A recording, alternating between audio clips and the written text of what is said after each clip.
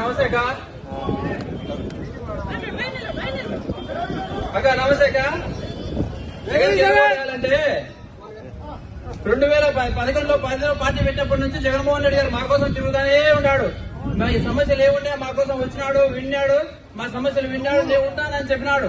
చెప్పిన మాట ప్రకారం జగన్మోహన్ రెడ్డి గారు మాకు అన్ని చెప్పిన ప్రతి ఒక్క హామీ నెరవేర్చినాడు.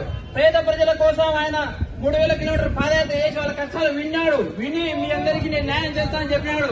చెప్పిన విధంగా న్యాయం చేసినాడు.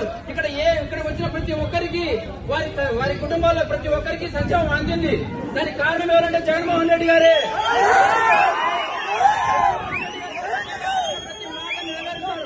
నెరవేరుస్తాడు.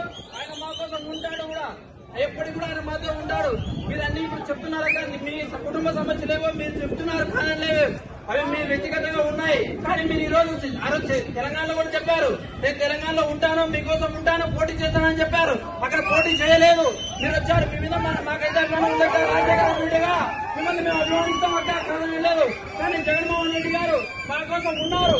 ఆయన ఉన్నారు మాతో రాష్ట్రానికి అభివృద్ధి చేద్దామక్క. తప్పకుండా మీరందరూ మాతో కలిసినట్టు అందులో రండి. చేస్తున్నాం అక్క.